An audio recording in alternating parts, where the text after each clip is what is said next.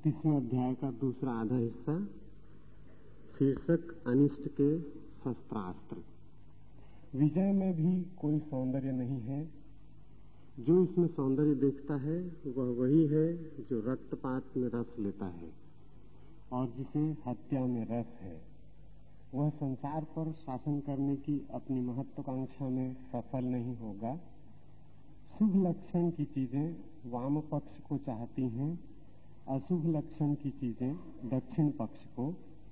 उप सेनापति वाम पक्ष में खड़ा होता है और सेनापति दक्षिण पक्ष में, अर्थात अंत्येष्टि क्रिया की भांति यह मनाया जाता है। हजारों की हत्या के लिए शोकानुभूति जरूरी है और विजय का उत्सव अंत्येष्टि क्रिया की भांति मनाया जाना चाहिए। हिंसा में कौन उत्सुक है? हत्या में किसका रस है और विध्वंस किसकी अभीप्सा बन जाती है? इसे हम थोड़ा समझ लें, फिर इस सूत्र पर विचार आसान होगा। सिगमंड फ्रायड ने इस सदी में मनुष्य के मन में गहरा से गहरा प्रवेश किया है। इस सदी का पतंजलि कहें उसे। सिगमंड फ्रायड की गहनतम खोज मनुष्य की दो आकांक्षाओं के संबंध में। उन दो को सिगमंड फ्रायड ने कहा है, एक को जीवेषणा और दूसरे को मृत्युषणा। आदमी जीना भी चाहता है, इसकी भी वासना है, और आदमी के भीतर मरने की भी वासना है। दूसरा सूत्र समझना कठिन है, लेकिन अनेक कारणों से, और दूसरा सूत्र उतना ही अपरिहार्य है जितना पहला। हर आदमी जीना चाहता है, इसमें तो कोई शक नहीं। जीने की आकांक्षा सभी को जन्म के साथ मिली, लेकिन दूसरी आकांक्षा जो जीने के विपरीत है, मरने की आकांक्षा, वो भी हर आदमी के भीतर छिपी है। इसीलिए कोई आत्मघात कर पाता है, अन्यथा आत्मघात असंभव हो जाए। इसीलिए कोई अपने को नष्ट कर पाता है। अगर भीतर मरने की कोई आकांक्षा ही न हो तो आदमी अपने को नष्ट ही न कर सके।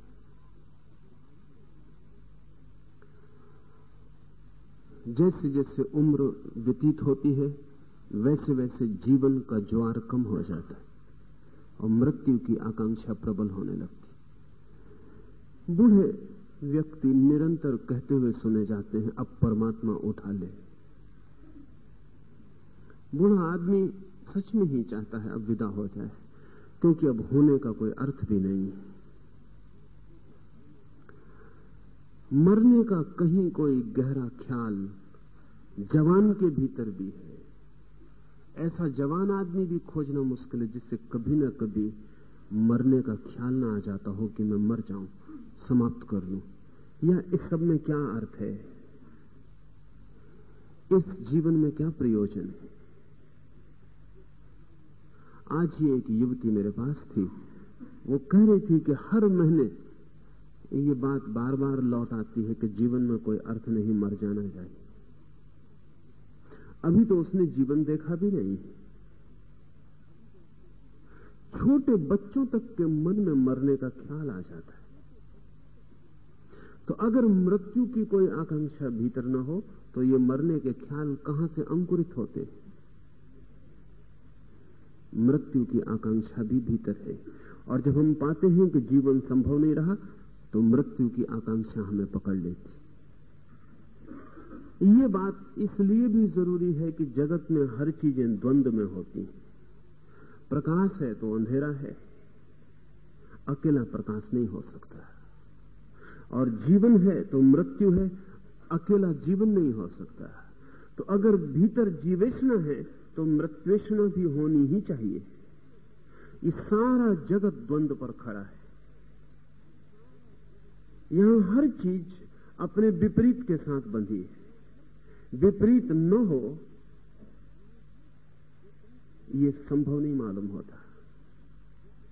अब तो वैज्ञानिक भी इस बात को स्वीकार करने लगे हैं कि जीवन के सब नियम विपरीत पर खड़े हैं, और ऐसा कोई नियम नहीं है जिसका विपरीत नियम न हो। विपरीत न हो तो वो हो ही नहीं सकता। करीब करीब हालत ऐसी है जैसे एक मकान को बनाने वाला राजगीर उल्टी ईंटें लगा देता है दरवाजे पर, गोल दरवाजा बन जाता है। विपरीत ईंटें एक दूसरे को संभाल लेती। जिंदगी विपरीत ईंटों से बनी है। यहां हर चीज का विरोध है, और विरोध के तनाव में ही संतुलन है। जैसे एक लकड़ी के दो छोर होंगे, एक छोर नहीं हो सकता, ऐसे ही जीवन की सब चीजों का दूसरा छोर भी, कितना ही अज्ञात हो।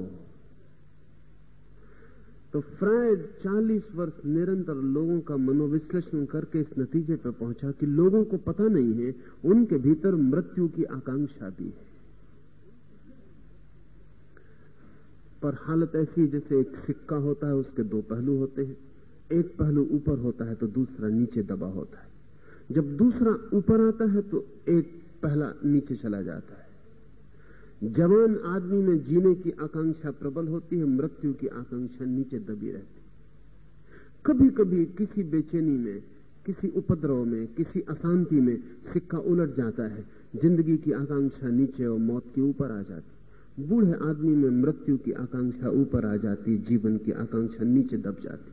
कभी कभी किसी वासना के उद्दाम प्रवाह में सिक्का उलट जाता है और बूढ़ा भी जीना चाहता है।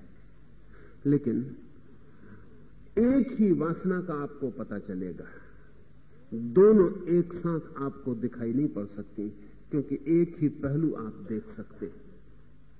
इसीलिए ये भ्रांति पैदा होती है कि हमारे भीतर एक ही आकांक्षा है जीवन की, दूसरी भीतर छिपी है। ये जो दो आकांक्षाएं हैं आदमी के भीतर, इन्हें थोड़ा हम ठीक से समझें तो हिंसा और अहिंसा के विचार में बहुत गहन गति हो पाएगी। जब आपकी जीवन की वासना ऊपर होती है तो आपके स्वयं के मरने की वासना नीचे दबी होती है। और जो आदमी जीना चाहता है प्रबलता से, वो आदमी मरना नहीं चाहता, लेकिन उसके जीवन की गति में कोई बाधा बने तो उसे मारना चाहता है। जिसकी जीवन की वासना प्रबल है वो दूसरे की जीवन को नष्ट करके भी अपने जीवन की वासना को पूरा करना चाहता है। हिंसा इसी से पैदा होती है। हिंसा अपने ही भीतर जो मृत्यु की वासना है उसका प्रोजेक्शन है दूसरे के ऊपर, उसका प्रक्षेपण है दूसरे के ऊपर। मेरे भीतर जो मृत्यु छिपी है उसे मैं दूसरे पर थोपना चाहता हूं। हिंसा का मनोवैज्ञानिक अर्थ यही है। मैं नहीं मरना चाहता, मैं अपने जीने के लिए चाहे सबको मारना पड़े तो उसकी भी मेरी तैयारी, लेकिन मैं नहीं मरना चाहता। हर हालत में सारा जगत भी नष्ट करना पड़े तो मैं तैयार हूं, लेकिन मैं जीना चाहता हूं। आदमी के भीतर दोनों संभावनाएं हैं। जब आदमी जीवन को पकड़ लेता है तो उसकी मरने की वासना का क्या हो वो भी उसके भीतर है, उसे प्रोजेक्ट करना पड़ता है, उसे दूसरे पर थोपना पड़ता है, नहीं तो बेचैनी होगी, कठिनाई होगी। दोनों की मांग है पूरा होने की। आप एक को पकड़े हैं तो दूसरे का क्या करिएगा, उसे आपको दूसरे पर आरोपित करना होता है। इसलिए जितना जीवेष्णा से भरा हुआ व्यक्ति होगा उतनी ही हिंसा से भरा हुआ व्यक्ति भी होगा। अगर बुद्ध या महावीर अहिंसक हो सके तो उसका पहला सूत्र यह है कि उन्होंने जीने की वासना छोड़ दी, नहीं तो वो अहिंसक नहीं हो सकते। उन्होंने जीने की कामना ही छोड़ दी। बुद्ध ने तो कहा है कि अगर जरा सी भी वासना जीने की है तो आदमी दूसरे को मिटाने को हमेशा तैयार होगा। आप लड़ते ही कब हैं? जब आपको डर होता है कि कोई आपके जीवन को छीनने आ रहा है, चाहे झूठ ही हो ये डर। आप भयभीत कब होते? जब आपको लगता है आपका जीवन छिन जाएगा तो भयभीत होते। भय का एक ही अर्थ है कि मेरा जीवन न छिन जाए, तो हम सुरक्षा करते हैं। उस सुरक्षा में अगर हमें दूसरे का जीवन छीनना पड़े तो हम छीनेंगे। सवीजर ने, एक बहुत विचारशील व्यक्ति ने, भारत को मृत्युवादी कहा है। उसकी बात में थोड़ी सच्चाई है, थोड़ी। जिस अर्थ में वो कहना चाहता है वो तो ठीक नहीं, लेकिन थोड़ी सच्चाई है। क्योंकि भारत के जो भी बड़े मनीषी हैं वे जीवेषणा से भरे हुए नहीं। वे कहते हैं जीवेषणा हिंसा पैदा करती है। जब मैं बहुत जोर से जीना चाहता हूं तो मैं दूसरे की मृत्यु का कारण बन जाता हूं, और दूसरे भी इतने ही जोर से जीना चाहते हैं, वे मेरी मृत्यु का कारण बन जाते हैं। जी कोई भी नहीं पाता, हम एक दूसरे की मृत्यु के कारण बन जाते हैं। हम एक दूसरे के जीवन को काटते हैं, जी कोई भी नहीं पाता।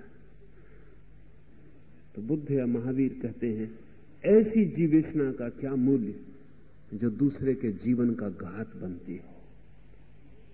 अगर यही जीवन है जिसमें दूसरे की हिंसा अनिवार्य है तो इस जीवन को छोड़ देने जैसा है। भारत की आकांक्षा रही है ऐसे जीवन की तलाश जो दूसरे के जीवन के विरोध में ना हो। उसको हमने परम जीवन कहा है।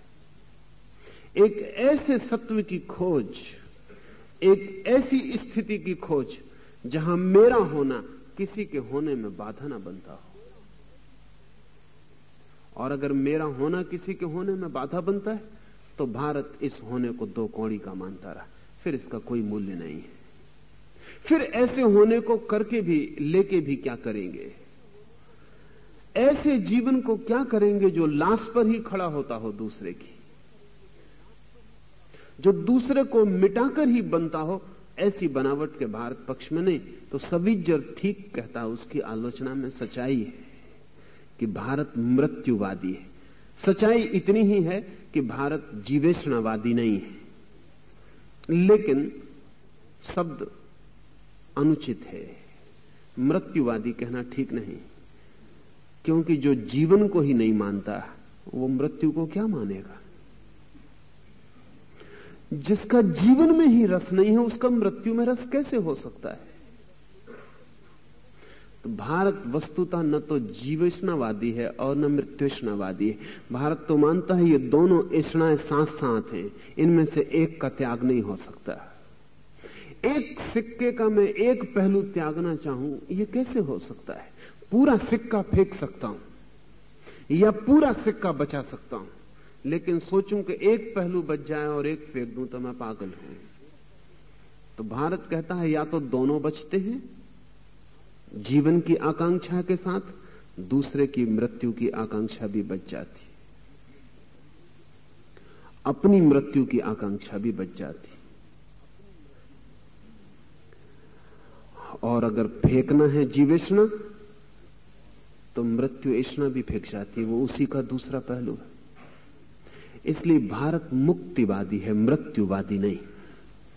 मुक्ति का अर्थ है जीवन और मृत्यु दोनों के पार। जीवन का अर्थ है मृत्यु के विरोध में, मृत्यु का अर्थ है जीवन के विरोध में, मुक्ति का अर्थ है दोनों के पार। किसी के विरोध में नहीं, किसी के पक्ष में नहीं, दोनों से अलग।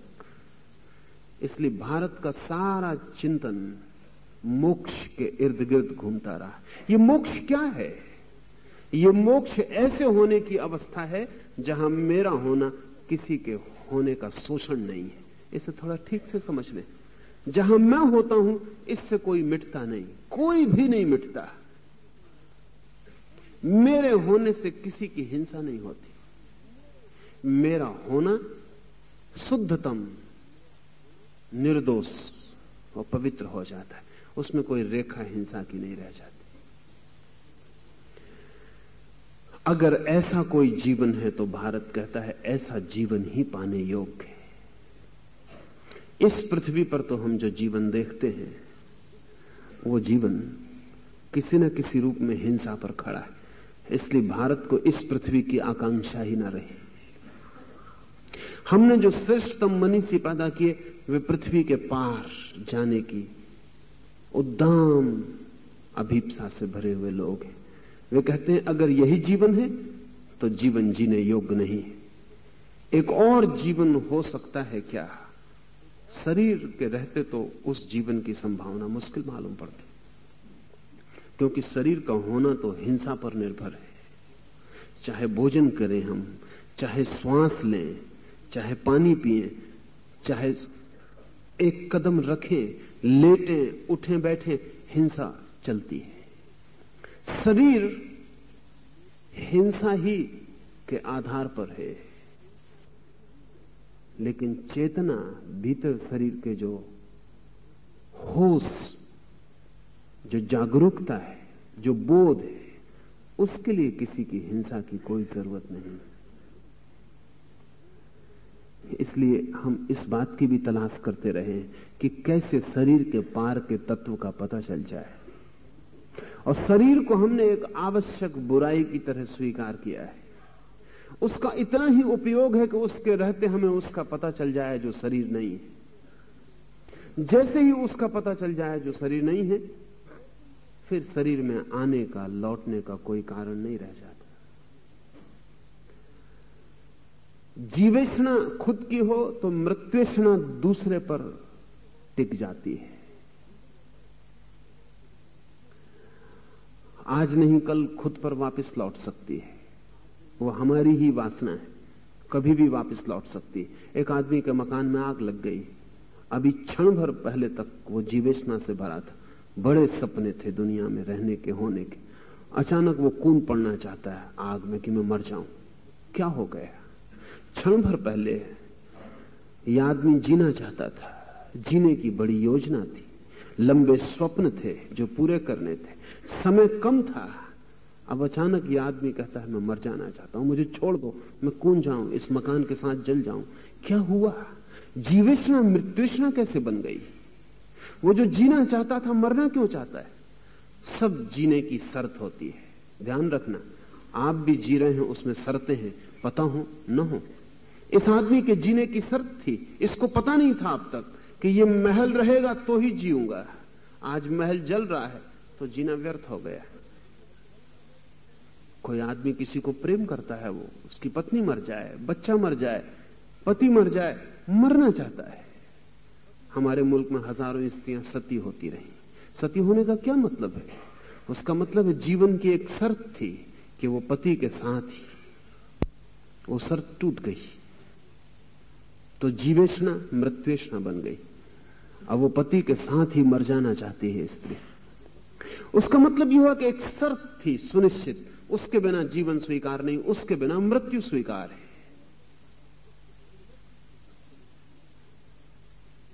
एक मित्र को मैं जानता हूं, वो एक राज्य के मुख्यमंत्री थे, बूढ़े हो गए थे, उनके घर में मेहमान था। ऐसी ही बात चलती थी, बातचीत में वो भूल से कह गए, फिर पछताए भी और कहा किसी और को मत कहना, लेकिन अब वो नहीं है इसलिए कोई अड़चन नहीं। वो ऐसे ही बातचीत में रात गपशप चलती थी, वो मुझसे कह गए कि मेरी एक इच्छा है कि प्रधानमंत्री रहते ही, मुख्यमंत्री रहते ही मर जाऊं, क्योंकि बिना मुख्यमंत्री के फिर मैं एक मिनट न जी सकूंगा। जब से भारत आजाद हुआ तब से वो मुख्यमंत्री थे उस राज्य के। बस एक ही इच्छा है कि मुख्यमंत्री रहते मर जाऊं। मुख्यमंत्री नहीं रहा तो फिर न जी सकूंगा। ऐसे वो एक स्कूल के मास्टर थे आजादी के पहले।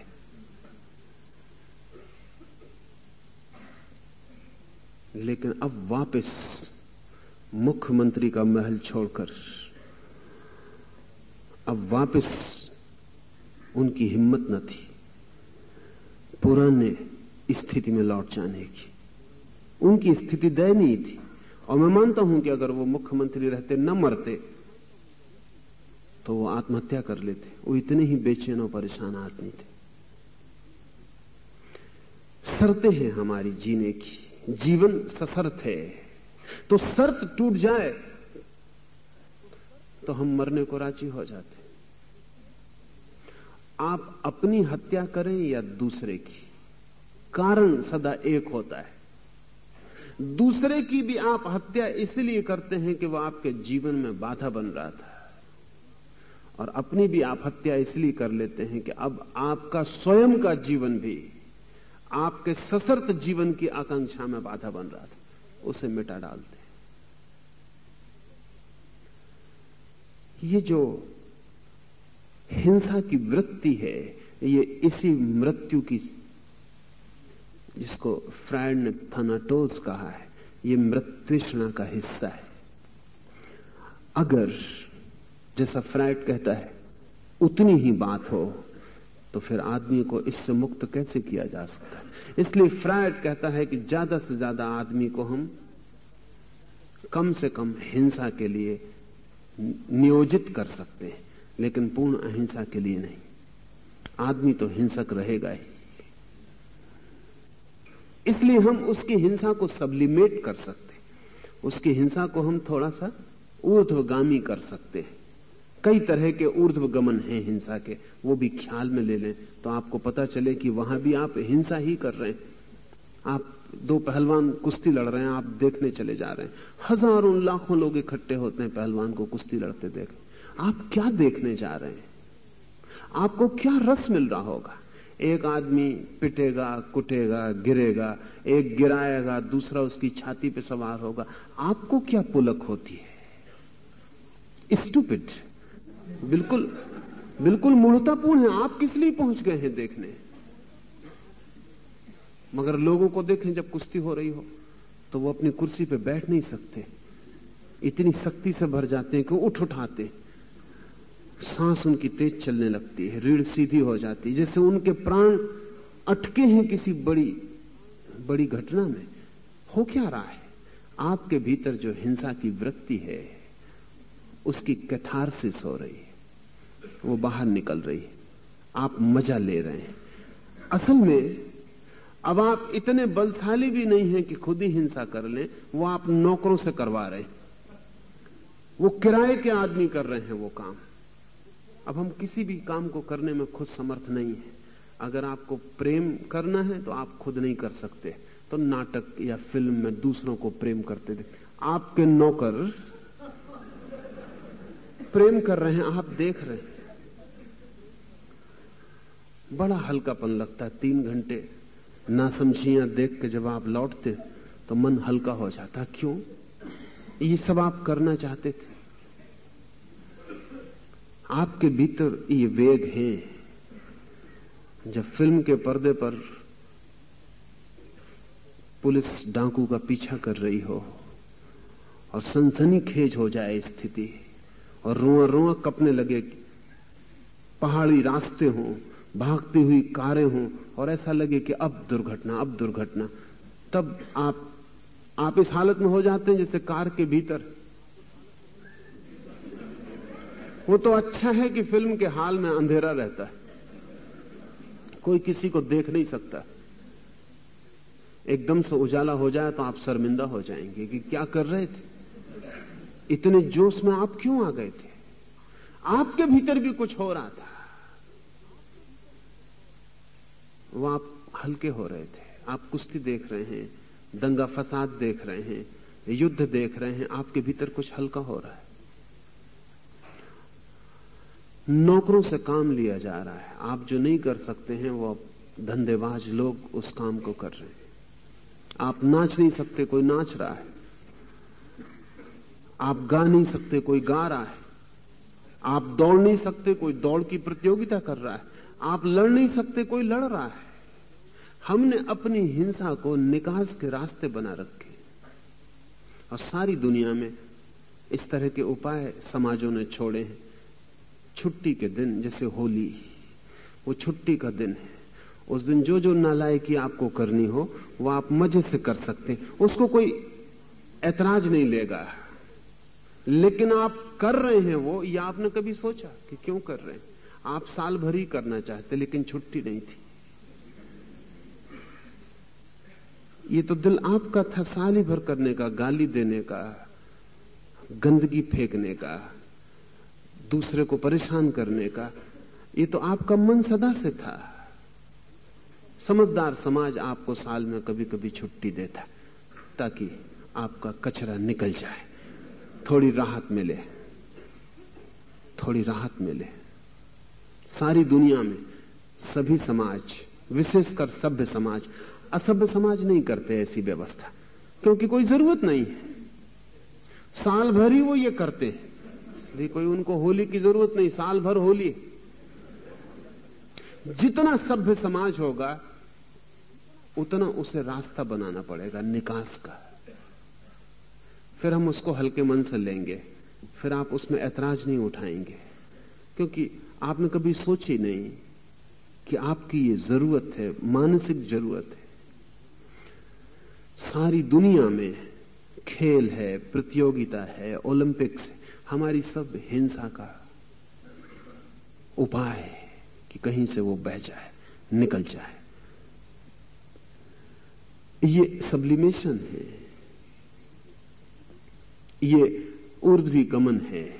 मनोविज्ञान की भाषा में कुछ बहुत ऊर्ध्वगमन नहीं है, लेकिन सीधी हिंसा नहीं है और किसी को कोई बहुत नुकसान नहीं होता। पर आपके भीतर हिंसा है और वो मांग करती रहती है निकलने की। इसे आपको समझ रखना चाहिए। इसलिए जब युद्ध होता है तो लोगों के चेहरे पर रौनक आ जाती, आनी नहीं चाहिए, उदासी छा जानी चाहिए, लेकिन होता उल्टा है। युद्ध जब होता है तो लोग रौनक से भर जाते हैं, पैरों में गति आ जाती, जिंदगी में पुलक मालूम होती, कुछ हो रहा है। ऐसी ही जिंदगी बेकार नहीं जा रही, चारों तरफ कुछ हो रहा है, हवा गर्म, उसमें आप भी गर्मा जाते हैं। आप कितनी ही निंदा करते हो युद्धों की, लेकिन अपने भीतर देखेंगे तो आपको रस आता है। हाँ, आपके घर पर ही युद्ध ना आ जाए तब आपको चिंता होती, वो कहीं दूर होता रहे, वियतनाम में, बांग्लादेश में, इजराइल में, आप बिल्कुल प्रसन्न हैं, होता रहे। सुन के भी, टेलीविजन पर देखकर, रेडियो पर सुनकर भी आपको हल्कापन आता है। आदमी क्या हिंसा से मुक्त कभी भी नहीं हो सकेगा? मनोविज्ञान के पास तो कोई उपाय नहीं हो, निराशा है। मनोविज्ञान कहता इतना ही हो सकता है कि हम आदमी की हिंसा को समुचित मार्गों पर गतिमान कर दें। ठीक है, ओलंपिक देखो, पहलवानों को लड़ाओ, फिल्म देखो, ठीक है, सीधी मत करो, इस तरह अपने मन को निकाल लो, हल्का कर लो, बस इतना ही हो सकता है। या फिर हम आदमी को बदले। मनोविज्ञान को आशा नहीं मालूम होती, लेकिन लाओस से बुद्ध को आशा है। वो मानते हैं आदमी बदला जा सकता है। आदमी के बदलने का एक ही उपाय है कि आदमी पहले अपनी वस्तु स्थिति से पूरी तरह परिचित हो जाए। पहले तो वो जान ले कि उसके भीतर हिंसा छिपी पड़ी है। इसे स्वीकार करना अहिंसा की दिशा में पहला कदम है, लेकिन हम इसे स्वीकार नहीं करते। हम तो अपने को अहिंसक मानते हैं, क्योंकि कोई रात में पानी नहीं पीता, वो अहिंसक है। कोई पानी छान के पी लेता है, वो अहिंसक है। कोई मांस नहीं खाता, वो अहिंसक है। हमने अहिंसा की बड़ी सस्ती तरकीबें खोज निकाली है, लेकिन जो मांस नहीं खाता उसके व्यवहार में और जो मांस खाता है उसके व्यवहार में कभी आपने फर्क देखा कि कोई हिंसा का फर्क हो? कोई फर्क नहीं। जो आदमी पानी छान के पीता है और जो बिना छाने पीता है, क्या उनका दोनों का व्यवहार देखकर कोई भी बता सकता है कि इनमें कौन पानी छान के पीता है? कोई भी नहीं बता सकता। तो अहिंसा क्या हुई? उन दोनों का व्यवहार एक जैसा है। अगर एक जैन दुकानदार है जो सब तरह से अहिंसा को ऊपर से साध रहा है, और एक मुसलमान दुकानदार है जो मांसाहारी है और किसी तरह की ऊपरी हिंसा को छोड़ नहीं रहा है, क्या ग्राहक के संबंध में उन दोनों का जो व्यवहार है उसमें रत्ती भर भी फर्क होता है? कोई फर्क नहीं होता। डर तो यह है कि जो सब तरफ से हिंसा से रोक रहा है अपने को, वो ग्राहक की गर्दन ज्यादा दबाएगा, क्योंकि उसे दबाने का और कहीं मौका नहीं है, फैलाव नहीं है। तो उसकी गर्दन दबाने की वृत्ति ज्यादा तीव्र हो जाए इसकी संभावना है। क्योंकि हिंसा अगर बहुत सी चीजों में फैल जाए तो उसकी मात्रा कम हो जाती, डायलूट हो जाती। सब तरफ से सिकोड़ ली जाए तो फिर उसकी मात्रा घनी हो जाती, फिर वो सीधी ही पकड़ती। इसलिए अक्सर ये होता है, और इसमें आश्चर्य होता है हमें, भारत कई अर्थों में अहिंसक है, ऊपरी अर्थों में। पश्चिम के मुल्क ऊपरी अर्थों में हिंसक हैं, लेकिन अगर आदमियत, ईमानदारी, सच्चाई, वचन का भरोसा करना हो तो भारत के आदमी का नहीं किया जा सकता। क्या मामला है? होना नहीं चाहिए। अगर ये अहिंसा इतनी साधी जा रही है तो भारत का आदमी अलग ही तरह का आदमी होना चाहिए।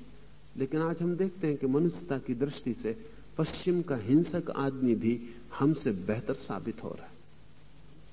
क्या कारण होगा? कारण एक है, और वो ये है कि हम जो छोटी मोटी अहिंसा साधते हैं उससे हम अपनी हिंसा के निकास का उपाय भी नहीं छोड़ते। फिर वो एक ही तरफ, एक दिशा में हमारी हिंसा यात्रा करने लगती है, बहुत सघन हो जाती।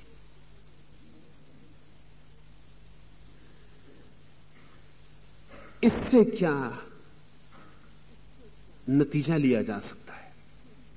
नतीजा एक लिया जा सकता है कि ऊपर से जो जबरदस्ती ठोक पीट कर छोटी मोटी हिंसा से बचेगा और छोटी मोटी दिखाऊ अहिंसा साधेगा, वो एक तथ्य से वंचित हुआ जा रहा है, जानने के कि उसके भीतर गहरी हिंसा भरी है। वो अपने आचरण में थोड़ा बहुत उपाय करके भुला लेगा, और वो भुलाना बहुत खतरनाक है। आपके ऊपरी आचरण के अंतर से कोई बहुत फर्क नहीं पड़ता। आपके भीतर हिंसा है, उसे देखने से बहुत फर्क पड़ेगा, उसे पहचानने से बहुत फर्क पड़ेगा। उसकी जितनी गहरी समझ हो जाएगी उतने ही उससे मुक्त होना आसान हो जाएगा। और जब तक आपके भीतर हिंसा का पहलू है तब तक आपके जीवन में सौंदर्य नहीं हो सकता। ये दूसरी बात हम ख्याल में ले लें, फिर सूत्र में प्रवेश करें। एक ही प्रकार का सौंदर्य है जगत में, और वो सौंदर्य है भीतर से सब तरह की हिंसा, विध्वंस की वृत्ति का विसर्जन हो जाना। जब भीतर किसी तरह की हिंसा की वृत्ति और विध्वंस का भाव नहीं रह जाता तो भीतर की चेतना कमल के फूल की तरह खिल जाती। हमने बुद्ध में, महावीर में वही सौंदर्य देखा है। एक सौंदर्य है शरीर का, वो केवल धारणा की बात है, वो कुछ है नहीं। बुद्ध कहीं भी जाएं, कैसे भी आदमी के पास से गुजरे, कहानी तो कहती है कि पशु के पास से भी गुजरे तो भी उनके सौंदर्य से आंदोलित हो जाए। एक सौंदर्य शरीर का है, वो मान्यता की बात है।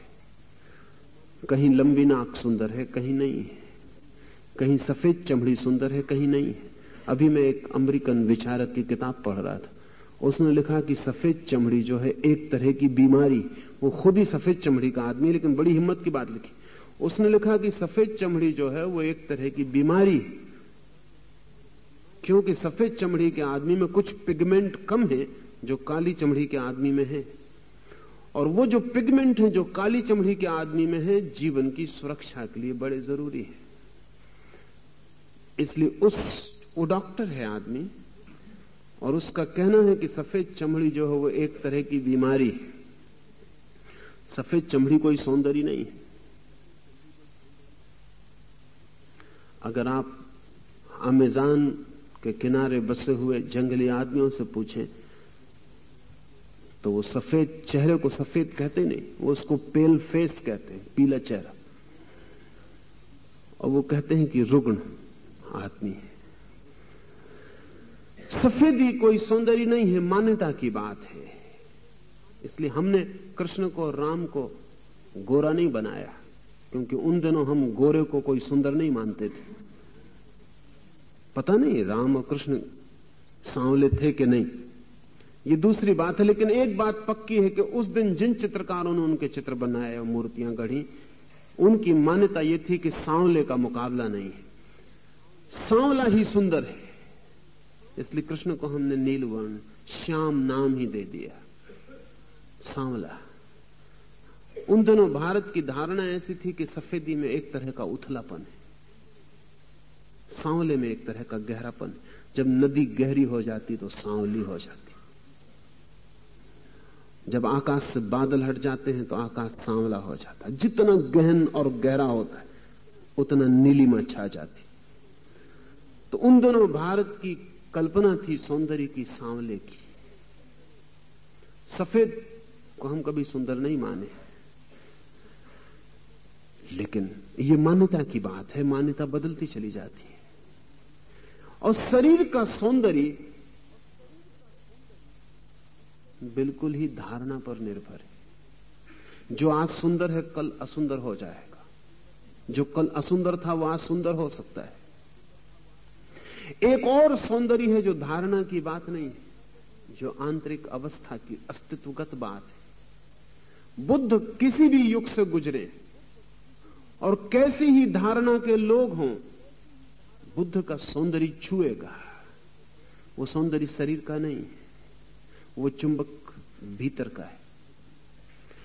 ये चुंबक उस आदमी में ही गहन हो जाता है जिस आदमी में भीतर की हिंसा क्षीण हो जाती है। क्यों? वो हमें क्यों आकर्षित करता है? सुंदर का मतलब है जो खींचे, आकर्षित करे। इसलिए हमने कृष्ण को नाम ही कृष्ण दे दिया।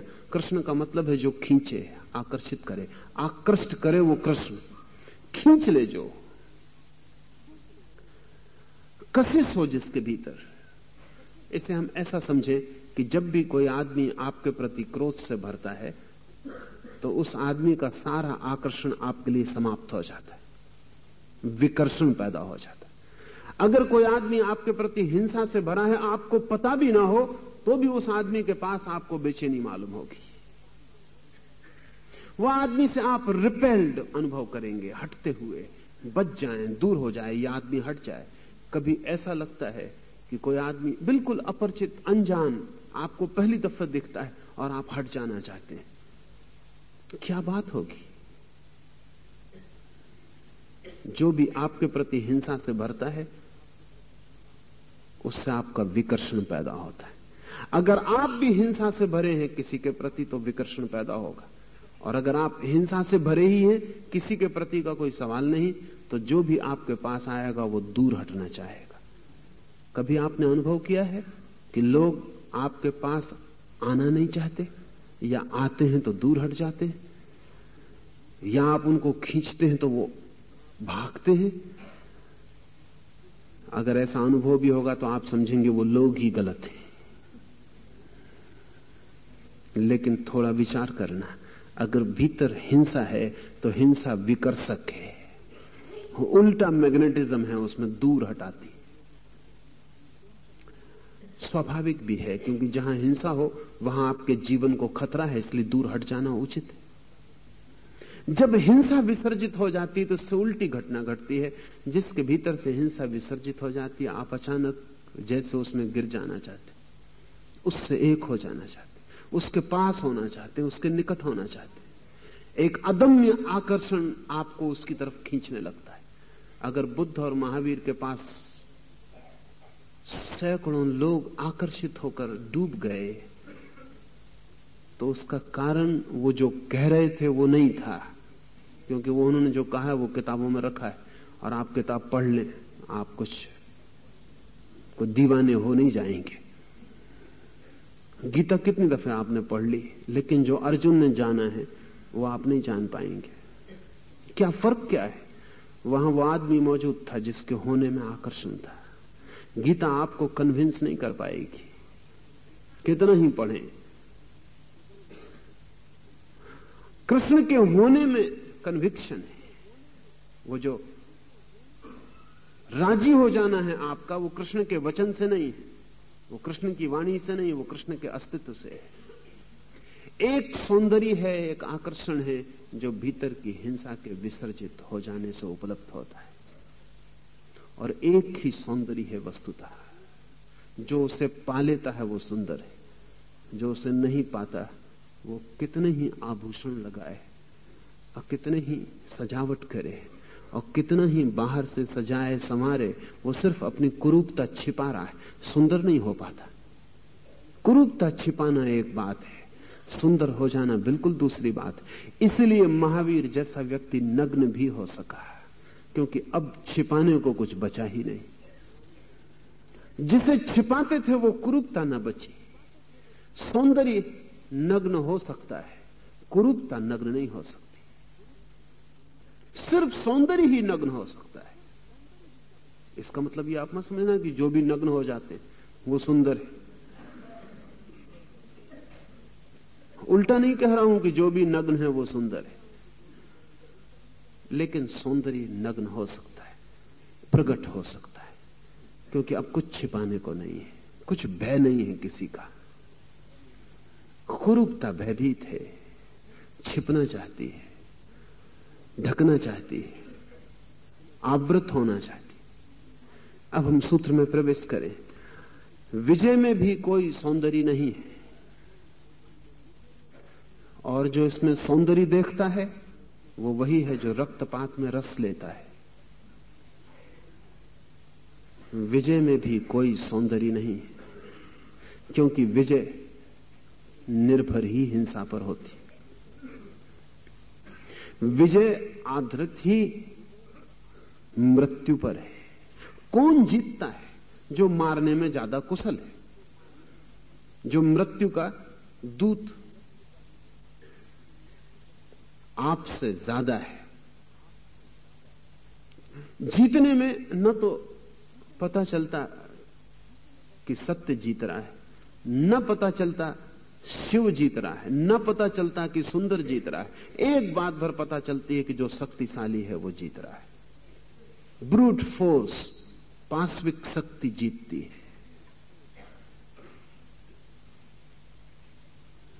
जीसस को सूली पर लटका दिया। जिन्होंने सूली दी उनके पास सिर्फ पाश्विक शक्ति थी। जीसस के पास परमात्मा था, लेकिन वे सूली देने वाले सूली देने में जीत गए। मंसूर को जिन्होंने काटा उनके पास तलवारें थीं। मंसूर के पास आत्मा थी, लेकिन तलवार से काटने वाले लोग शरीर काटने में जीत गए। एक बात ख्याल में ले लें, जितना श्रेष्ठतर हो भीतर का अंश, उतना ही पशुता के सामने बाहरी अर्थों में जीत नहीं पाएगा। आपके भीतर आइंस्टीन की बुद्धि हो तो भी क्या फर्क पड़ता है, एक जोर से मारा हुआ पत्थर आपकी खोपड़ी को तोड़ देगा। और आपके पास कितनी ही बड़ी आत्मा हो, तलवार आपकी गर्दन को काट देगी। बाहरी अर्थों में पशुता जीत जाएगी। एक और मजे की बात है कि बाहरी अर्थों में सिर्फ पशुता ही जीतना चाहती है। बाहरी अर्थों में सिर्फ पशुता ही जीतना चाहती है। बाहरी अर्थों में वो जो दिव्यता है जीतना भी नहीं चाहती, क्योंकि जीतने की आकांक्षा ही पशुता का हिस्सा है। दूसरे को जीतने का भाव ही हिंसा है। क्यों जीतना चाहते हैं दूसरे को? डोमिनेट करना है, मालकियत दिखानी है, उसको वस्तु बना के अपने घेरे में, फंदे में, अपने कारागृह में डालना है। दूसरे को हम जीतना क्यों चाहते हैं? दूसरे को जीतने का अर्थ है उसकी स्वतंत्रता को नष्ट करना। वस्तुतः दूसरे को जीतने का अर्थ है उसको नष्ट करना। अगर वो बाधा डालेगा हमारे जीतने में तो हम नष्ट कर देंगे। या तो राजी हो हार के जीने को तो हम जीने देंगे, और या फिर मरने को राजी हो। असल में क्या दूसरे को जीतने में हम क्या चाहते हैं? दूसरे को जीतने में हम दूसरे को मिटाना चाहते हैं। और क्यों? क्या अस्तित्वगत कारण है इसका? इसका कारण छोटी सी कहानी से कहूं, वो सबकी सुनी हुई कहानी है। अकबर ने एक दिन एक लकीर खींच दी है बोर्ड पर, और लोगों से कहा है अपने दरबारियों से कि इसे बिना छुए छोटा कर दो। बड़ी मुश्किल में पड़ गए हैं दरबारी, वो नहीं कर पाए। और फिर बीरबल ने एक लकीर बड़ी उसके नीचे खींच दी। बड़ी लकीर खींचते ही वो लकीर छोटी हो गई, कुछ छुआ भी नहीं उसे। ठीक यही हम कर रहे हैं हिंसा में, उल्टे तरह से। हम भीतर बहुत छोटे हैं। एक रास्ता तो है कि इसे हम बड़ा करें, लेकिन तब इसे छूना पड़ेगा, इस भीतर के अस्तित्व को बदलना पड़ेगा। तब इस भीतर के अस्तित्व में संघर्ष और साधना आएगी। तब ये भीतर का अस्तित्व एक लंबी यात्रा होगी, क्रांति की, रूपांतरण की। वो झंझट का काम है। इसे हम छूना भी नहीं चाहते, फिर भी हम बड़े होना चाहते। फिर भी अहंकार चाहता है मैं बड़ा हूं। तो एक सीधा उपाय है, दूसरे को छोटा कर दो। इसको छुओ ही मत, इस भीतर की बात ही छोड़ो, इस आत्मा वगैरह की झंझट में मत पड़ो। दूसरे को छोटा कर दो, दूसरा छोटे ही आप बड़े मालूम पड़ते। सारी हिंसा का रस दूसरे को छोटा करके खुद को बड़ा अनुभव करने का रस। आप बड़े होते नहीं। वो बीरबल ने भी अकबर को धोखा दिया, आप भी धोखे में पड़ मत जाना। वो लकीर उतनी की उतनी ही रही, जरा भी छोटी बड़ी नहीं हुई। लेकिन नीचे एक बड़ी लकीर खींच देने से वो छोटी दिखाई पड़ने लगी। छोटी हुई नहीं, अपीयरेंस, सिर्फ भास हुआ। वो छोटी हुई नहीं क्योंकि वो उतनी ही है। और उस लकीर को कोई पता भी नहीं है कि वो छोटी हो गई। कैसे पता होगा? वो तो आप जो बड़ी लकीर नीचे देख रहे हैं। इसको जो लोग दृष्टि और प्रकाश के संबंध में खोज कहते हैं, वो दृष्टि भ्रम कहते हैं। बीरबल ने धोखा दिया, ये दृष्टि भ्रम है। लकीर उतनी की उतनी, अकबर धोखे में आ गया। वो धोखा क्यों पैदा हुआ? एक बड़ी लकीर दिखाई पड़ने लगी, तुलना पैदा हो गई। वो छोटी लकीर छोटी दिखाई पड़ने लगी इस बड़ी की तुलना में। लकीर उतनी ही है। अकबर धोखे में भला आ गया हो, आप धोखे में मत आ जाना। क्योंकि जब आप दूसरे को छोटा करते हैं, आप बड़े नहीं हो रहे, आप उतने के उतने। और डर तो ये है कि उपाय नहीं है। इसलिए जिस आदमी के पास जाके आपको लगे कि वो आपको छोटा कर रहा है, वो आदमी बड़ा आदमी नहीं होता। आइंस्टीन के संबंध में सीपी स्नो ने लिखा है कि मैं दुनिया के बहुत बड़े बड़े लोगों से मिला, लेकिन आइंस्टीन की जो बड़ाई थी, जो बड़प्पन था, वो और ही है। क्योंकि उसके पास जाके ऐसा लगता था कि हम बड़े हो गए। उसके पास होने में ये बात ही भूल जाती थी कि दूसरी तरफ आइंस्टीन है। वो इसका मौका ही नहीं देता था कि पता भी चले कि दूसरी तरफ आइंस्टीन। और आइंस्टीन बुद्धि के हिसाब से तो बेजोड़ था ही। एक बहुत बड़े विचारक ने, जोरेफ ने सुझाव दिया कि अब हमें दुनिया का जो कैलेंडर है वो आइंस्टीन के हिसाब से चलाना चाहिए। Before Einstein, after Einstein. Einstein के पहले की घटना और आइंस्टीन के बाद की घटना अब आइंस्टीन से ही नापी जानी चाहिए। वो लकीर बन जानी चाहिए बीच की। उसके सुझाव में जान है। आदमी इतनी बुद्धि का कभी हुआ नहीं। लेकिन स्नो कहता है कि उसके पास बैठ के पता ही नहीं चलता था कि आइंस्टीन के पास बैठे। ये तो जब उसके घर से लौटने लगते थे तब ख्याल आता था किससे मिलकर लौट रहे, और उसने ख्याल भी ना होने दिया। और उसके पास होकर लगा कि हम बड़े हो गए। जब आप दूसरे को छोटा करते हैं तब आप बड़े तो हो ही नहीं सकते, छोटे जरूर हो जाते। लेकिन भ्रम पैदा होता है, दृष्टि भ्रम पैदा होता है। तो हिंसा का मजा एक है, दूसरा छोटा किया जा सके, हराया जा सके, आप बड़े होते, लगता है कि होते। अगर दूसरा बाधा डाले तो मिटा दिया जाए, तब आपको लगता है कि आपके पास परम शक्ति है, आप मिटा भी सकते हैं। ध्यान रहे, एक दूसरा भ्रम पैदा होता है। जो लोग भी मिटा सकते हैं वो सोचते हैं कि शायद वो बना भी सकते हैं। जब मिटा सकते हैं तो बना भी सकते हैं। तो वो भी भ्रम है। आपकी मिटाने की ताकत आपके बनाने की ताकत नहीं। मिटाना आसान है, मिटाने काम बच्चे भी कर सकते हैं, मूड भी कर सकते हैं, पागल भी कर सकते हैं। बनाना बड़ी और बात है। हिंसक मिटाने में सोचता है कि कुछ बना लिया उसने, कुछ करके दिखा दिया। क्या करके दिखाया? मिटाया है। मिटाना कोई कृत्य नहीं है, बनाना। लेकिन भ्रम पैदा होता है कि जब मैं मिटा सकता हूं तो मैं बना भी सकता हूं। मनस्विद कहते हैं कि दूसरे को मार डालने में आदमी को एक भरोसा आता है कि मैं मार सकता हूं तो मुझे कोई नहीं मार सकेगा। एक आदमी अगर लाखों लोगों की हत्या कर दे तो उसे ऐसा लगता है कि अब मुझे कौन मारने वाला है। लेकिन वो मौत आते वक्त ये नहीं पूछती कि आपने कितने लोगों को मारा था, उससे कोई अंतर ही नहीं पड़ता। आपका मरण धर्म स्वरूप मरण धर्म ही है। हिंसा पर खड़ा है विजय का सारा आधार। हिंसा कुरूपता है। इसलिए लाओस से कहता है विजय में भी कोई सौंदर्य नहीं है, और जो इसमें सौंदर्य देखता है वो वही है जो रक्तपात में रस लेता है। लेकिन आदमी है बेईमान, और आदमी की सबसे बड़ी बेईमानी है उसकी रैशनलाइजेशन करने की क्षमता। वो हर चीज को बुद्धियुक्त कर लेता है।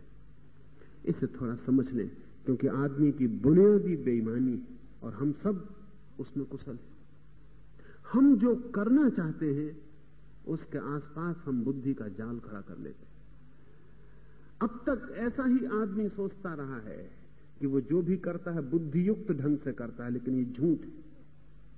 वो करता पहले है, करने के कारण बुद्धि में नहीं होते, करने के कारण अचेतन मन में होते।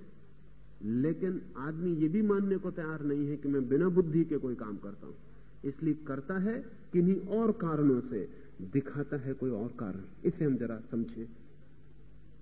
आप घर में बैठे हुए, आपको देख के कोई कह सकता है कि आप किसी न किसी पर टूटने की तैयारी कर रहे हैं। आप हालांकि आराम कुर्सी पे बैठे, लेकिन कुर्सी आराम कर रही, आप नहीं कर रहे। आपके ढंग से दिखता है कि आप तलाश में, आप शिकार की खोज कर रहे हैं। कोई भी आपका निरीक्षण कर रहा हो तो पहचान सकता है कि आप तैयारी में, हालांकि आपको भी बिल्कुल ख्याल नहीं खुद भी, लेकिन आपके भीतर भाप इकट्ठी हो रही है। जल्दी ही आपकी भाप फूटेगी। आपका बच्चा स्कूल से चला आ रहा है, दिन भर की मुसीबत झेल के, क्योंकि शिक्षक से बड़ी मुसीबत और क्या हो सकती। अपना बस्ता टांगे हुए, जिससे सारा संसार का बोझ उठा रहा है अकारण, उसी को समझ में नहीं आ रहा कि क्यों वो चला आ रहा है।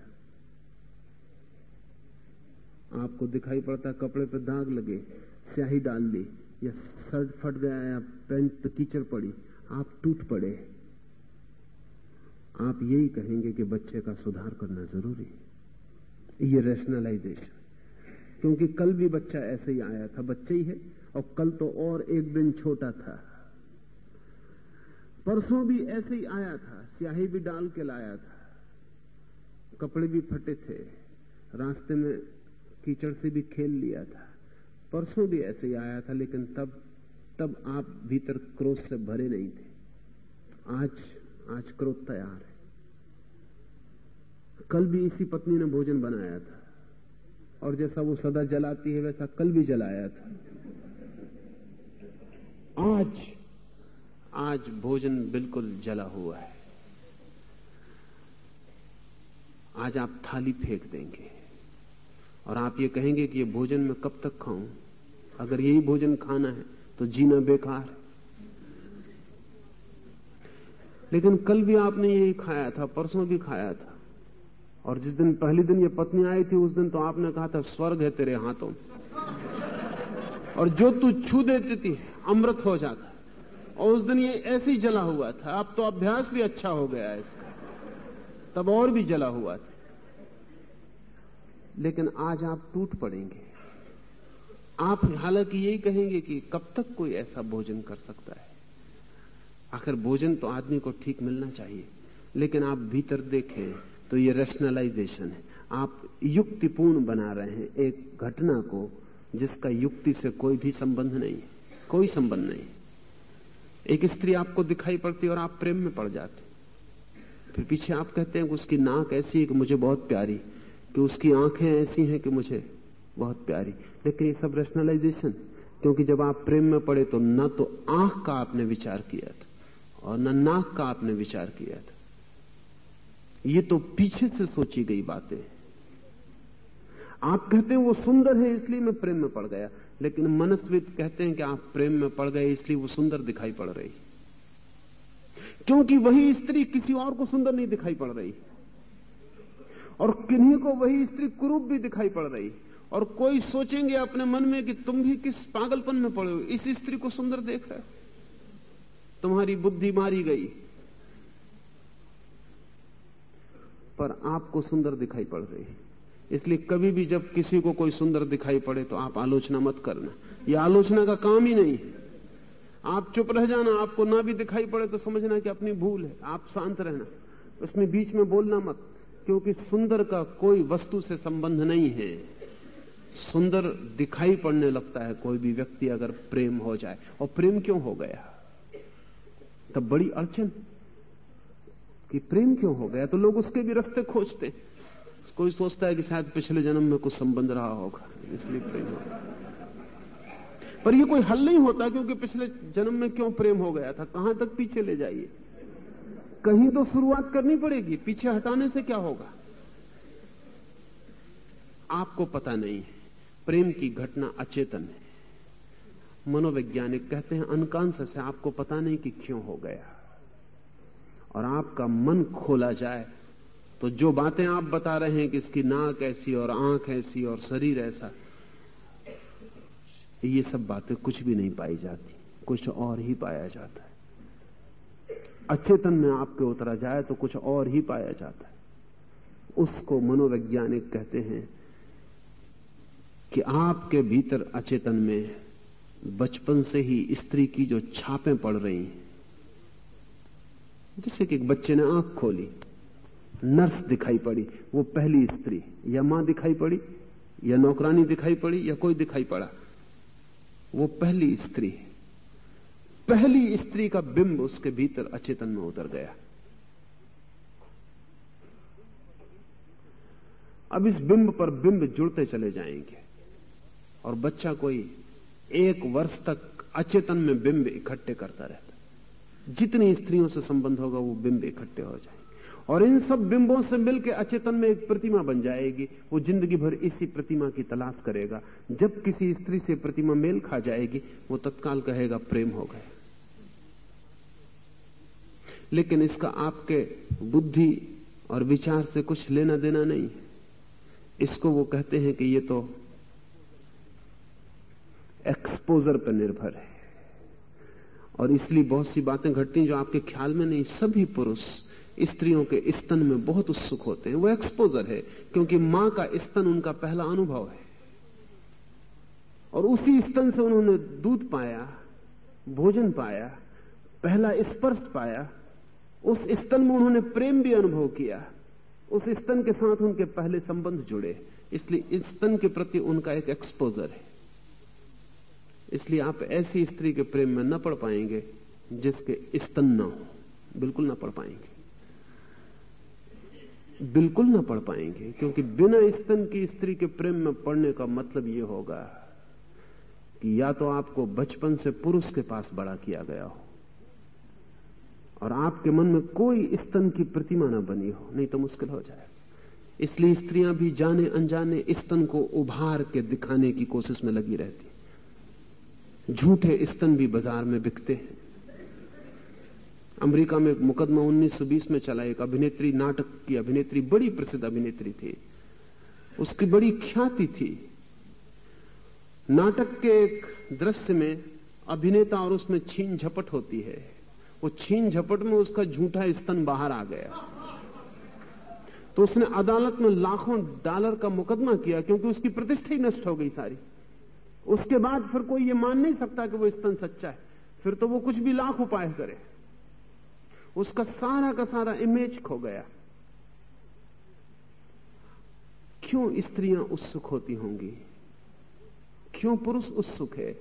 कोई आप कारण मत खोजें, बुद्धिगत कारण नहीं, इम्प्रिंट, सिर्फ एक संस्कार है, बचपन से बच्चे के ऊपर पड़ा है, वो संस्कार की तलाश कर रहा है। मां का मतलब स्तन, वो उसकी पहली पहचान है इस जगत से, इसलिए स्तन प्रीतिकर मालूम पड़ते रहेंगे। बूढ़े आदमी को भी कठिनाई होती है। मुझसे बूढ़े सज्जन पूछ रहे थे कि क्या मामला है, आखिर स्त्री के स्तन में अब भी इतना रस क्यों है? तो मैंने उनको कहा कि इसमें आप कुछ घबराएं ना और कसूर ना समझें कुछ, और न कुछ पाप अपराध हो रहा है। आप भी बच्चे थे, बस इसकी खबर है, और कुछ मामला नहीं। कभी आप भी बच्चे थे, बस इसकी खबर है। इसमें आप परेशान ना हो ज्यादा, सहजता से इसे स्वीकार कर रहे, क्योंकि कभी आप भी स्तन से दूध लिए। लेकिन आदमी आसपास तर्क, बुद्धि का जाल खड़ा कर लेता, उसका नाम है रैशनलाइजेशन, तर्कीकरण। ये तर्कीकरण से कोई आदमी रक्तपात में रस लेता हो तो वो कहेगा विजय में बड़ा सौंदर्य है, विजय की बड़ी गरिमा है, विजय महान है, विजय बड़ी श्रेष्ठ है और विजय का बड़ा गौरव है। हम भी, आप भी क्यों? आखिर अगर दो आदमी लड़ते हों और एक गिर जाए जमीन पर, दूसरा छाती पे बैठ जाए, तो आप छाती पे बैठने वाले को गौरवान्वित क्यों मानते?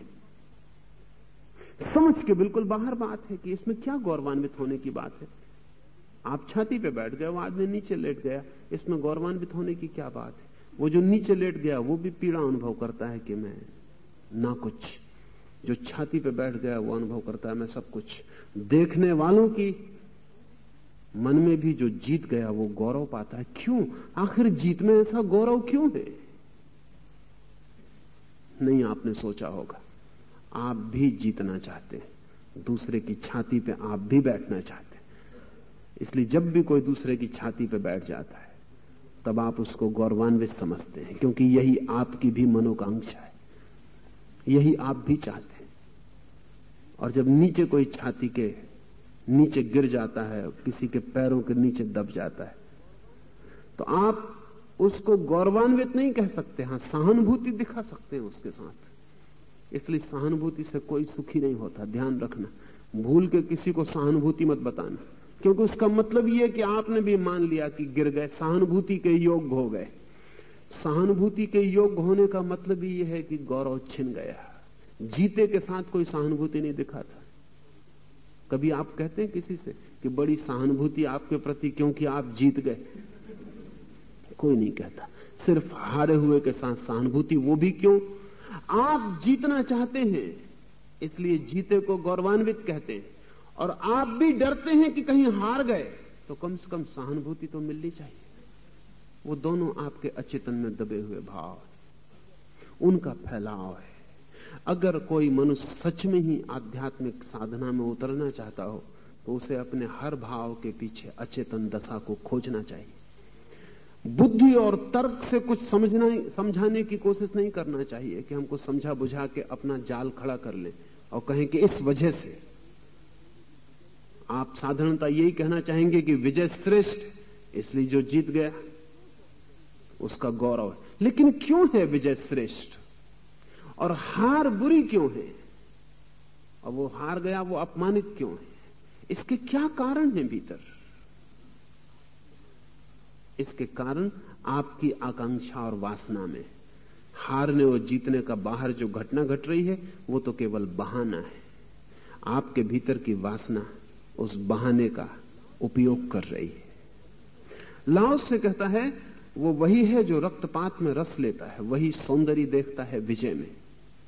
और जिसे हत्या में रस है वो संसार पर शासन करने की अपनी महत्वाकांक्षा में सफल नहीं होगा। क्यों नहीं होगा महत्वाकांक्षा में सफल? क्योंकि जो हिंसा से जीतता है वो हिंसा से भयभीत रहता है। जो हिंसा से जीतता है वो कभी भय के बाहर नहीं जा सकता। इसलिए बड़े हिंसक बड़े भयभीत रहते हैं। हिटलर या स्टालिन से ज्यादा भयभीत आदमी खोजने मुश्किल है, जो थर थर कपते रहते हैं।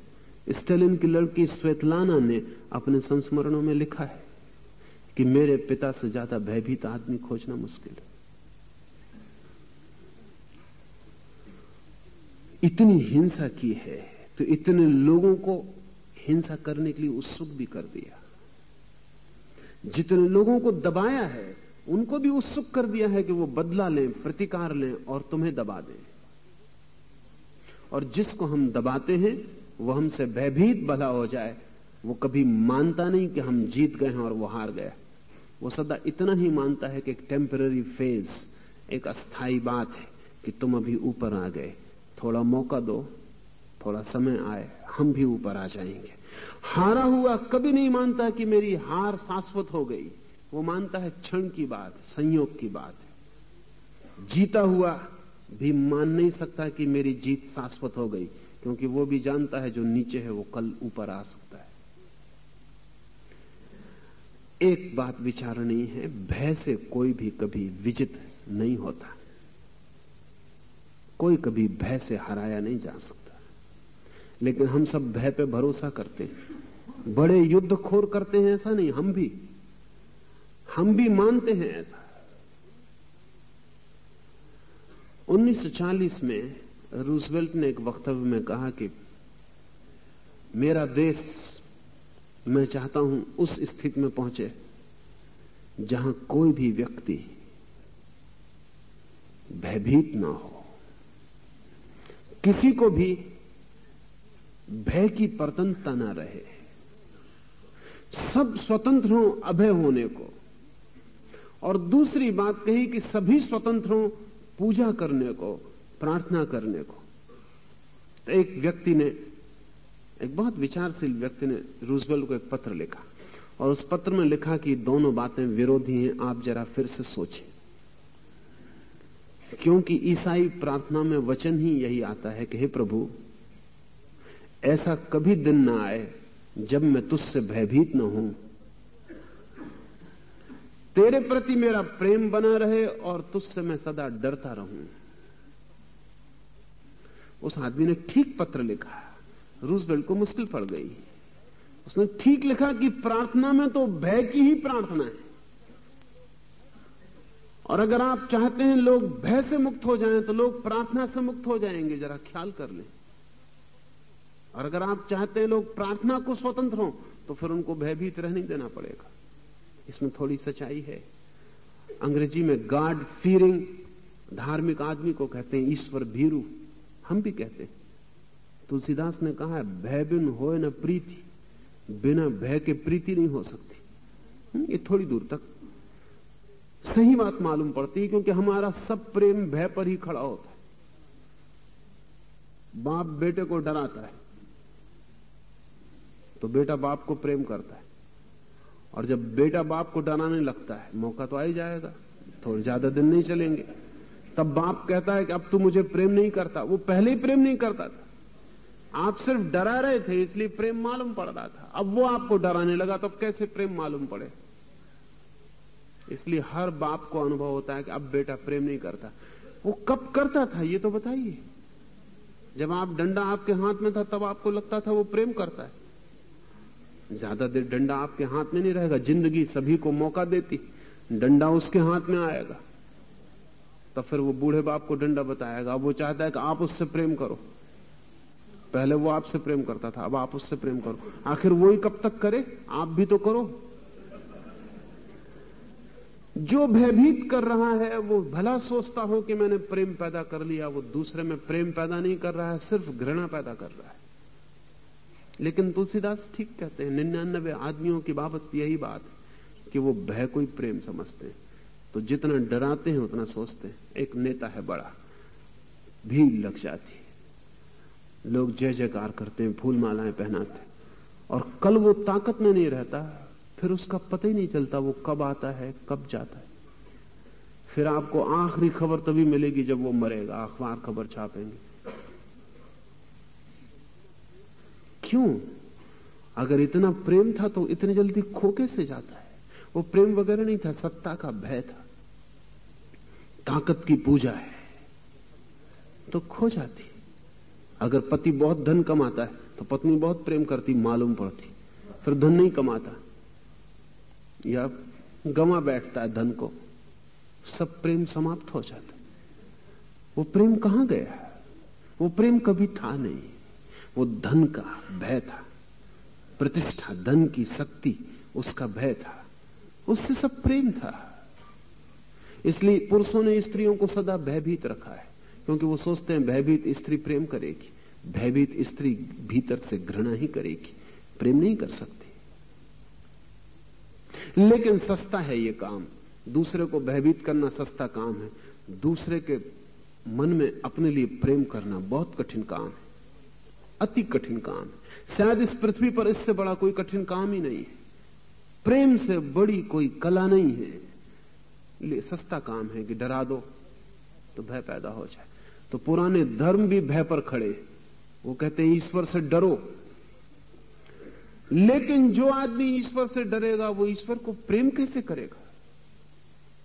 डर कहीं प्रेम पैदा करता है, तब तो दिल में तो यही रहेगा कि कोई दिन मौका मिल जाए तो ईश्वर की छाती में छुरा भोंक।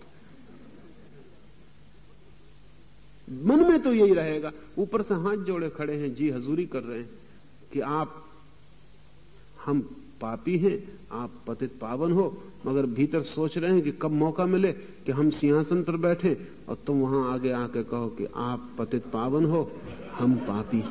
भय तो सदा ही ये प्रतीक्षा करेगा, चाहे भयभीत आदमी को पता भी ना हो। यही मैं कह रहा हूं, खुद भयभीत आदमी को पता ना हो कि उसकी अचेतन आकांक्षा क्या है, लेकिन डरा हुआ आदमी अचेतन में घृणा ही करेगा और बदला लेना चाहेगा। लाओस से कहता है कि घृणा से, हिंसा से कभी कोई शासन करने में सफल नहीं हो पाएगा, क्योंकि शासित स्वीकार ही नहीं करता आपको। उसके हृदय में आपकी विजय कभी स्थापित नहीं होती। सिर्फ एक ही उपाय है कि किसी के हृदय में विजय स्थापित हो जाए, वो उपाय प्रेम का है, हिंसा का नहीं। मगर उसकी बड़ी कठिन शर्त है, और वो शर्त यह है कि जब तक आप दूसरे को विजित करना चाहते हैं तब तक आप में प्रेम ही नहीं है। ये जरा जटिल मामला है। जब आप में प्रेम होता है तो दूसरा हार जाता है, लेकिन जब तक आप हराना चाहते हैं तब तक आप में प्रेम ही नहीं होता। जीत होती है दुनिया में, लेकिन उसकी ही होती है जो जीतना चाहता ही नहीं। और कई बार तो ऐसा होता है कि जो हारने को तैयार होता है वही जीत जाता है, पहले वही जीत जाता है। जीसस ने कहा है जो आखिरी खड़े होने को राजी है वो मेरे राज्य में प्रथम खड़े हो जाएंगे, और जो हारने को राजी हैं उनकी जीत निश्चित है। जो खोने को राजी हैं उन्हें कोई पाने से नहीं रोक सकेगा, जो बचाना चाहेंगे उनसे छिन जाएगा। ये ठीक कहा, ये उल्टे सूत्र बड़े ठीक हैं, लेकिन ये सूत्र प्रेम के। अगर मैं आपको जीतना चाहता हूं तो एक बात निश्चित है, मैं कभी नहीं जीत पाऊंगा, क्योंकि मेरी जीतने की आकांक्षा ही आपको मेरा दुश्मन बना रही है। अगर मैं जीतना ही नहीं चाहता तो मैंने मित्रता के हाथ फैला दिए, और अगर मैं इतने प्रेम से भरा हूं कि आपको आनंद मिलता हो मुझे जीत लेने में, तो मैं हारने को तत्काल राजी हूं, तो मैंने जीत लिया। हिंसा के जगत में हराए बिना कोई जीत नहीं है, अहिंसा के जगत में हारने की कला ही जीतने की कला है। ऐसे व्यक्ति की महत्वाकांक्षा कभी पूरी न होगी जो सोचता है कि हिंसा से, रक्तपात से जगत का शासन कर ले। एक व्यक्ति का नहीं किया जा सकता, जगत तो बहुत बड़ी बात है। आप जरा सोचें, एक अपने छोटे से बच्चे को आप शासन में नहीं रख सकते, उसका भी प्रेम पाने में आप असफल हो जाएंगे अगर आपने हिंसा का उपाय किया, और सभी मां बाप कर रहे हैं इसलिए असफल हो जाते। डरा रहे हैं, भयभीत कर रहे हैं, धमकी दे रहे हैं। बच्चा कमजोर है, आप धमकी दे सकते हैं, बच्चे से कमजोर और क्या होगा। लेकिन ये धमकी क्या परिणाम लाएगी? ये बच्चा आपके प्रति घृणा इकट्ठी कर रहा है, आप ही जिम्मेवार हैं। कल ये घृणा फूटेगी और बहेगी, और तब आप रोएंगे, पीटेंगे और सिर्फ चिल्लाएंगे और कहेंगे कि सब बच्चे बिगड़ गए, और कभी ख्याल न करेंगे कि बिगड़ कैसे गए, क्योंकि कोई बच्चा नहीं बिगड़ सकता अगर बाप पहले ही बिगड़ न गया हो। कोई उपाय नहीं बिगड़ने का। वृक्ष फलों से पहचाने जाते हैं, बाप उनके बेटों से पहचाने जाते हैं, और कोई उपाय भी नहीं है। अगर फल सड़ा है तो जड़ें ही सड़ी होंगी। भला जड़ें कितनी शोरगुल मचाएं कि फल बिगड़ गया, लेकिन फल बिगड़ता कैसे है? बिगाड़ने की लंबी प्रक्रिया है, और बिगाड़ने की लंबी प्रक्रिया हिंसा से शुरू होती, मगर हमें ख्याल में नहीं।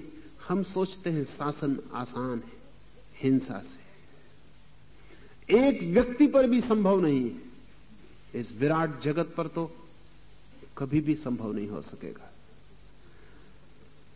शुभ लक्षण की चीजें वाम पक्ष को चाहती हैं, अशुभ लक्षण की चीजें दक्षिण पक्ष को। उप सेनापति वाम पक्ष में खड़ा होता है और सेनापति दक्षिण पक्ष में, अर्थात अंत्येष्टि क्रिया की भांति विजय का पर्व मनाया जाता है।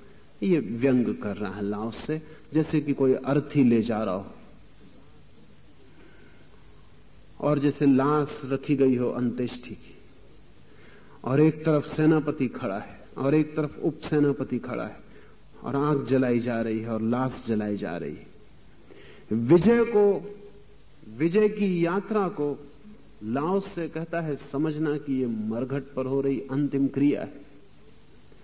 हजारों की हत्या के लिए शोकानुभूति जरूरी है, और तुम ये क्या कर रहे हो? विजय का उत्सव मना रहे हो। हजारों की हत्या करके तुम विजय का उत्सव मना रहे हो। लेकिन थोड़ा इसे समझें, जब भी कोई मुल्क जीतता है युद्ध में तो विजय का उत्सव मनाता है।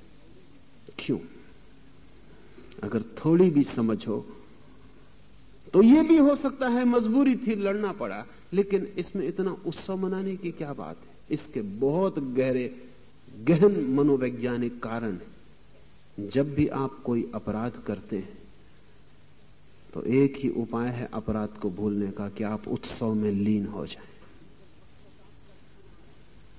जब भीतर पश्चाताप का क्षण आ रहा हो तो उससे बचने का एक ही उपाय है कि बाहर के शोरगुल में, धूमधाम में उस क्षण को बुला दें। जब भी आप कोई बड़ा उत्सव मनाते हैं तो आप भीतर किसी अपराध को छिपाने की कोशिश कर रहे हैं। ये बड़ी कठिन बात है, ये बड़ी कठिन बात है, लेकिन आदमी बड़ा कुशल है छिपाने में। तो जब भी युद्ध में कोई जीतता है तो उत्सव मनाता है। उस उत्सव के शोरगुल में, बैंडबाजों में, झंडे पताकाओं में, रंग बिरंगे गुब्बारों में, नारेबाजी में, नेताओं की नासमझी की बातों में एक हवा पैदा होती, जिसमें हम ये भूल ही जाते हैं कि हमने क्या किया। हम किस बात का उत्सव मना रहे हैं? हमने लाशें बिछा दी, उनके ऊपर हम ये उत्सव मना रहे हैं। इस उत्सव के उपद्रव में आदमी फिर वापस जहां युद्ध के पहले था उस कामकाज की दुनिया में संलग्न हो जाता है। इस उत्सव को मना लेने में पश्चाताप के क्षण से बचाव है, पलायन है। लेकिन लाओस से कहता है इसे तो ऐसे मनाना, विजय का उत्सव अंत्येष्टि क्रिया की भांति मनाना, जैसे कि कोई मर गया हो, ऐसा दुख और शोक में डूब जाना। लेकिन बड़ी कठिनाई है, अगर हम विजय के क्षणों में शोक में डूबने लगे तो फिर हम लोगों को हिंसा करने के लिए राजी ना कर पाएंगे। जैसा मैंने परसों कहा कि अगर हम अपने सेनापतियों को युद्ध के बाद पश्चाताप के लिए तीर्थ यात्रा पर भेज दें, या उनको कहें कि अब तुम महीने भर का उपवास करो, प्रभु कीर्तन करो, या उनको कहें कि तुमने बहुत पाप किया, इतने लोग मार डाले, अब तुम सब त्याग करके सन्यासी हो जाओ, तो फिर हम किसी आदमी को राजी ना कर पाएंगे इतना पाप करने के लिए। वो कहेगा फिर पहले ही इतना, जब हमें आखिर में पश्चाताप करना हो तो फिर युद्ध पर जाने की जरूरत क्या है? तो फिर हम नहीं जाते। सैनिक को अगर हमें युद्ध पर भेजना है तो हमें विजय की यात्रा मनानी ही पड़ेगी, क्योंकि सैनिक उसी विजय की आकांक्षा में, उसी शोभा की आकांक्षा में तो मरने और मारने जा रहा है। तो कल जब वो जीत के आएगा, हत्या करके आएगा, तो उस हत्यारे का हमें स्वागत करना पड़ेगा। इस स्वागत के नशे में ही तो वो भूल पाएगा कि उसने पाप किया है। तो हमें उसे पद्म विभूषण और भारत रत्न और महावीर चक्र देने पड़ेंगे, ताकि इस शोरगुल में उसे लगे कि वो कोई महान कार्य करके लौटा है, और हम उसे दोबारा फिर इस मूढ़ता पर भेज सके। नहीं तो फिर दोबारा वो जाएगा नहीं। सैनिक को हमें सम्मान देना पड़ेगा, क्योंकि हमने उससे एक पाप करवाया है, और उस पाप के बदले में हमें उसे गौरव देना पड़ेगा, ताकि उसको पाप का ख्याल ना रहे। इसलिए विजय की यात्रा और विजय का उत्सव और विजय का पीछे का शोरगुल सब हमारी आत्मा को अंधा करने और बहरा करने का उपाय है। अगर लाओत्से की बात मान ली जाए तो दुनिया में युद्ध बंद हो जाएंगे। अगर विजय जिसने की है वो अगर शोक में डूब जाए तो दुनिया में फिर विजय की आकांक्षा भी न रह जाएगी। अभी तो हारा हुआ शोक में डूबता है, जो जीतता है वो खुशी मनाता है। अगर लाओत्से की बात मान ली जाए और जीतने वाला भी दुख में डूब जाए तो इसके दोहरे परिणाम होंगे। इसका एक परिणाम तो यह होगा कि जो हार गया है वो दुख में नहीं डूबेगा। अगर जीतने वाला दुख में डूब जाए तो हार जो गया है वो दुख में नहीं डूबेगा। और अगर जीतने वाला दुख में डूबने लगे तो जीत की आकांक्षा क्षीण हो जाएगी और हम लोगों को राजी न कर सकेंगे हिंसा के लिए। और किसी दिन ऐसा वक्त आ सकता है कि विजय एक पाप हो जाए और विजय एक अपराध हो जाए। हम ऐसा मनुष्य भी निर्मित कर सकते हैं जिसके हृदय में विजय की आकांक्षा ही अपराध हो। शायद उसी दिन हम दुनिया को युद्ध से मुक्त कर पाए। उसके पहले दुनिया युद्ध से मुक्त नहीं होगी। हम कितना ही कहें कि युद्ध नहीं होने चाहिए, लेकिन युद्ध के जो मूल कारण हैं उनमें तो हम सम्मिलित ही होते हैं, उनमें हम कभी भी दूर खड़े नहीं होते। हम कितना ही कहें कि युद्ध बुरा है, लेकिन जीतने वाला अच्छा है, ये तो हम भी मानते हैं। वो जीतने वाला चाहे स्कूल से कक्षा में प्रथम होने की प्राइज लेके घर आया हो, वो भी 29 लड़कों को हरा के चला आ रहा। एक बच्चा जब घर में प्रथम होके आता है अपनी क्लास में तो हम उसका स्वागत करते हैं, हम युद्ध को निमंत्रण दे रहे हैं। वो 29 को हरा के आ रहा है, उनको नीचे गिरा के आ रहा है, तो हम कहते हैं तू प्रथम आया। बाप बड़ा आनंदित होता है। वो नहीं आ पाया था, कम से कम उसका लड़का आया। लड़के के द्वारा उनकी महत्वाकांक्षा पूरी हो रही। वो अकड़ के चलेंगे आज क्योंकि उनका लड़का प्रथम आ गया, लेकिन 29 को हराया। वो 29 घर दुख में लौटे। उनके बाप दुखी हो रहे होंगे, वो नाराज हो रहे होंगे, वो उनको अपमानित कर रहे होंगे, वो कह रहे होंगे कि लानत है तुम्हारे होने से न होना अच्छा था, बर्बाद कर दिया, कुल का नाश हो गया। वो जो 29 हार के घर चले गए हैं वहां शोक होगा। ये जो एक जीत के घर आया है यहां सम्मान होगा। आपने युद्ध के बीज बो दिए। जिंदगी अब इसी पटरी पर सदा चलेगी। जो जीतेगा वो सम्मानित, जो हारेगा वो अपमानित। फिर छोटे युद्ध हैं और बड़े युद्ध हैं और सारी जिंदगी रक्तपात से भर जाती। ध्यान रहे, लेकिन हिंसा में कोई भी सौंदर्य नहीं है और विजय में कोई गौरव नहीं है। विजय की आकांक्षा क्षुद्र मन का फैलाव है और हिंसा में, विजय में, हत्या में गौरव देखना आदमी के रुग्ण मन की खबर है, बीमार चित्त की खबर है। स्वस्थ आदमी जीतने में रोग देखेगा, हिंसा में पाप देखेगा, दूसरे को नीचा करने में, हीन करने में अधर्म देखेगा। और एक ही सौंदर्य को जानता है। जो व्यक्ति सच में विचारशील है वो एक ही सौंदर्य को जानता है और वो सौंदर्य है परम अहिंसा का, प्रेम का। और उस प्रेम से भी एक विजय फलित होती है, वही वास्तविक विजय है। और उस प्रेम से जीवन में एक संगीत का जन्म होता है। जो संगीत बिना किसी को हराए जीतता चला जाता है। आज इतना ही, कीर्तन करें और फिर चलें।